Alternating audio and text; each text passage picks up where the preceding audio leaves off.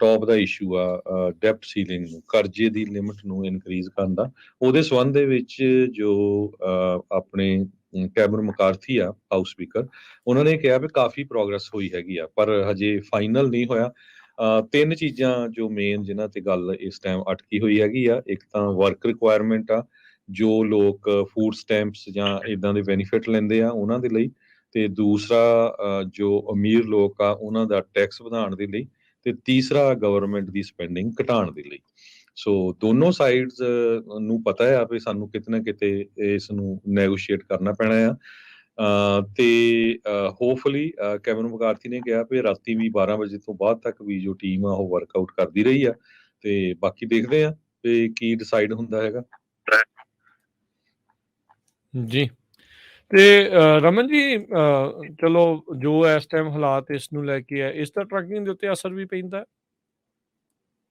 ਇਹ ਸਾਰੀ ਇਕੋਨਮੀ ਤੇ total economy ਤੇ ਅਸਰ ਹੈ ਜੀ। ਉੱਤੇ ਤਾਂ ਜਿਹੜਾ ਕਲਰ ਟਰੱਕਿੰਗ ਤੇ ਨਹੀਂ ਕਹਿ ਸਕਦੇ ਆਪਾਂ, ਸਾਰੀ ਇਕੋਨਮੀ ਤੇ ਅਸਰ ਪੈਂਦਾ। ਸਟਾਕ ਮਾਰਕੀਟ ਦੇ ਬਹੁਤ ਜ਼ਿਆਦਾ ਵੱਡਾ ਅਸਰ ਪੈਂਦਾ, ਤੇ ਜਦੋਂ ਸਾਰੀ ਇਕੋਨਮੀ ਤੇ ਪੈਂਦਾ ਨੈਚੁਰਲੀ ਟਰੱਕਿੰਗ ਤੇ ਵੀ ਜਿਹੜਾ ਸਮਾਂ ਭਾਰ ਜਿਹੜਾ ਆ ਨਾਲ ਭਾਰ ਜਿਹੜਾ ਉਹ ਪੈਂਦਾ ਆ ਜਾਂ ਉਹਦੇ ਤੇ ਅਸਰ ਕਰਦਾ।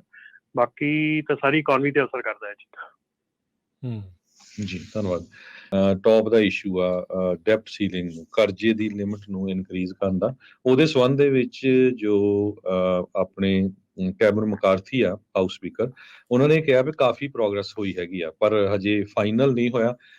ਤਿੰਨ ਚੀਜ਼ਾਂ ਜੋ ਮੇਨ ਜਿਨ੍ਹਾਂ ਤੇ ਗੱਲ ਇਸ ਟਾਈਮ ਅਟਕੀ ਹੋਈ ਹੈਗੀ ਆ, ਇੱਕ ਤਾਂ ਵਰਕ ਰਿਕੁਆਇਰਮੈਂਟ ਆ, ਜੋ ਲੋਕ ਫੂਡ ਸਟੈਂਪਸ ਜਾਂ ਇਦਾਂ ਦੇ ਬੈਨੀਫਿਟ ਲੈਂਦੇ ਆ ਉਹਨਾਂ ਦੇ ਲਈ, ਤੇ ਦੂਸਰਾ ਜੋ ਅਮੀਰ ਲੋਕ ਆ ਉਹਨਾਂ ਦਾ ਟੈਕਸ ਵਧਾਉਣ ਦੇ ਲਈ, ਤੇ ਤੀਸਰਾ ਗਵਰਨਮੈਂਟ ਦੀ ਸਪੈਂਡਿੰਗ ਘਟਾਉਣ ਦੇ ਲਈ।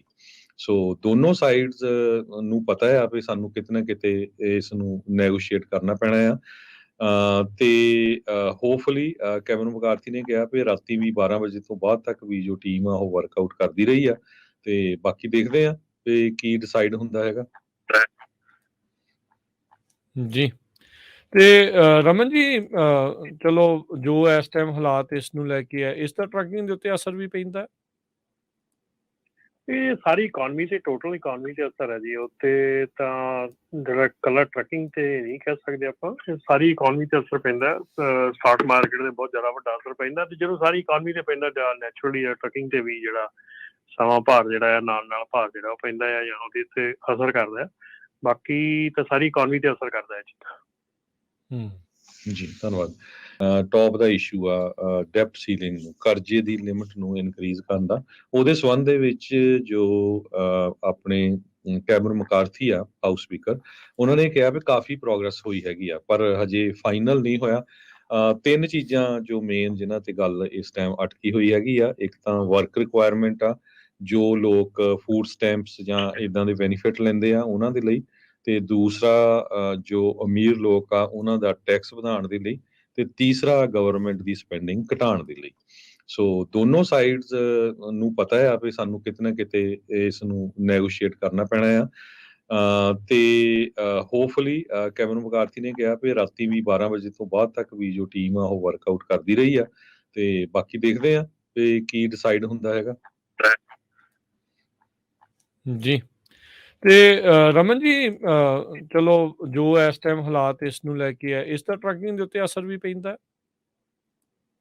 ਇਹ ਸਾਰੀ ਇਕੋਨਮੀ ਤੇ ਟੋਟਲ ਇਕੋਨਮੀ ਤੇ ਅਸਰ ਹੈ ਜੀ। ਉੱਤੇ ਤਾਂ ਜਿਹੜਾ ਕਲਰ ਟਰੱਕਿੰਗ ਤੇ ਨਹੀਂ ਕਹਿ ਸਕਦੇ ਆਪਾਂ, ਸਾਰੀ ਇਕੋਨਮੀ ਤੇ ਅਸਰ ਪੈਂਦਾ। ਸਟਾਕ ਮਾਰਕੀਟ ਦੇ ਬਹੁਤ ਜ਼ਿਆਦਾ ਵੱਡਾ ਅਸਰ ਪੈਂਦਾ, ਤੇ ਜਦੋਂ ਸਾਰੀ ਇਕੋਨਮੀ ਤੇ ਪੈਂਦਾ ਨੈਚੁਰਲੀ ਟਰੱਕਿੰਗ ਤੇ ਵੀ ਜਿਹੜਾ ਸਮਾਂ ਭਾਰ ਜਿਹੜਾ ਆ ਨਾਲ ਭਾਰ ਜਿਹੜਾ ਉਹ ਪੈਂਦਾ ਆ ਜਾਂ ਉਹਦੇ ਤੇ ਅਸਰ ਕਰਦਾ। ਬਾਕੀ ਤਾਂ ਸਾਰੀ ਇਕੋਨਮੀ ਤੇ ਅਸਰ ਕਰਦਾ ਹੈ ਜੀ। ਜੀ ਧੰਨਵਾਦ।